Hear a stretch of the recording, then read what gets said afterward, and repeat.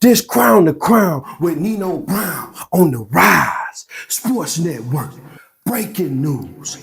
John Elway behind the wheel of his longtime friend, Jeff Spurbeck, riding with him on a private resort in La Quinta. But in a split second, Jeff was thrown from the golf cart, hitting the ground with a sickening thud. Elway called 911. His voice was trembling. He fell. He's not moving. 4 days later, Jeff was pronounced dead. No charges, no crime, just a tragic accident, they said, allegedly. But Elway disappeared after that night. He ain't issued no statements. He ain't come with no appearances. He just fed off in the thin air. Well, a district attorney just concluded its investigation on the Hall of Famer quarterback, and they pronounced that there was no evidence of foul play on his part. But something just don't seem right with this situation. It seemed like him and John Elway were going through some situations in business, and goddamn John Elway wanted to get rid of him, allegedly.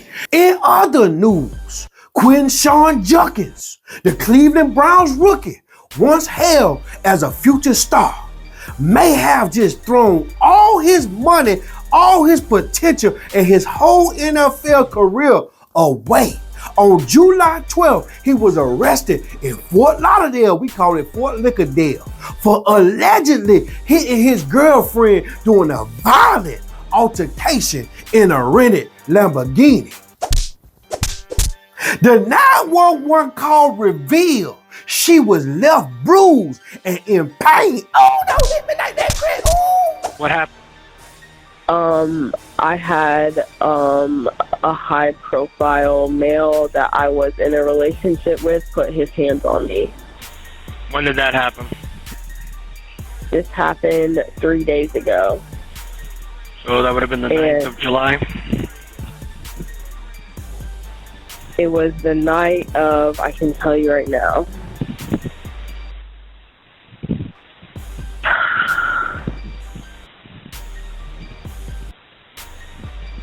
Sorry, I'm trying to go in my phone. You're fine. Is there a reason that you didn't call the day that the incident occurred? Yes, there is, because I thought that we could work through it, and obviously we couldn't, so I'm trying to do the right thing now, but the situation happened on Tuesday, and I still have visible bruises and evidence on my body of the event. Judkins spent a night in jail, and now he faces a domestic battery charge.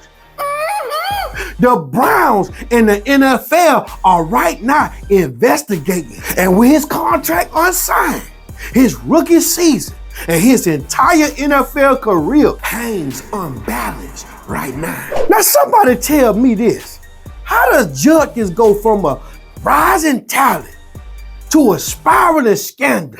Judkins' future is no longer in his hands. In other news, Teddy Bridgewater, Miami Northwestern state champion quarterback turned head coach, believed he was doing the right thing by his players, paying for Uber rides, pre-game meals, and recovery treatments out of his own pocket. But in July 2025, just a couple days ago, that generosity backfired on goddamn Terry Bridgewater. The school suspended him under state athletic rules for providing impermissible benefits to players or students. Bridgewater didn't hide his hands.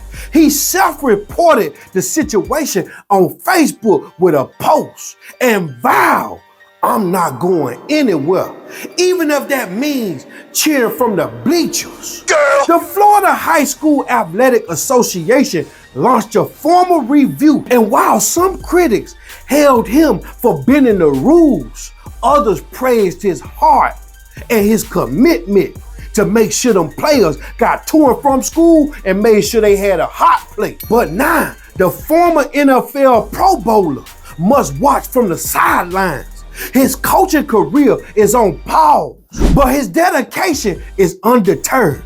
Now, I'm gonna tell you something. That school, that athletic, whatever they got going on down there at the West, that's wrong. He was doing something right. Cause you know, Brian, and them Poker Bean Project and all that, them parents don't got money to get them kids to football practice. Why y'all playing with Teddy Bridgewater like that?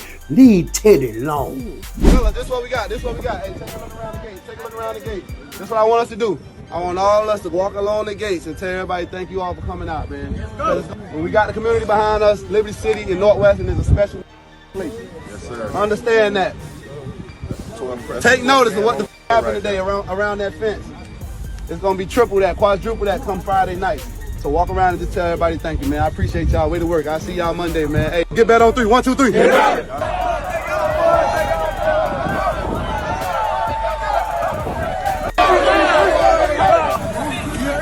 In other news, President Trump wants the Washington Commanders to change their name back to the Washington Redskins, but the team declined. Nope. However, the National American Guardians Association launched a petition calling for the Commanders to revert back to the Redskins name. That petition has reached over 150,000 signatures in favor of the name change. Let's see what happens. Now, me, myself, I like the name Washington Redskins. But if it got something to do with some racial situation or some prejudice situation, leave it to the Commanders, especially in the space that the NFL in right now. In other news, Shannon Sharpe, first court hearing in his $50 million lawsuit, the sexual assault allegation, just took place last week. But the victim lawyer didn't show up. Many people believe that Auntie Shay Shay has secretly paid the woman off. But we'll see. Stay tuned.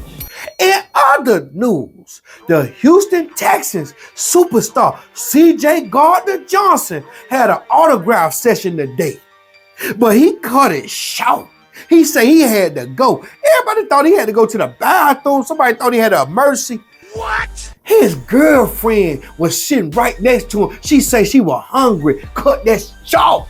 We got to go. I got to get some. Now, she had her phone in her hand the whole time. Could have ordered some Uber Eats. But she wanted him to grab them cleats, grab them pins, and let's get him out of here. What's going on? What in the Travis Hunter is going on with these new NFL players, man? They soft. They putting these heifers in front of their career that got them the goddamn heifer.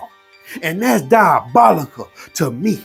But y'all make sure y'all keep it locked to Crown the Crown with Nino Brown on the Rise Sports Network. I'll be back.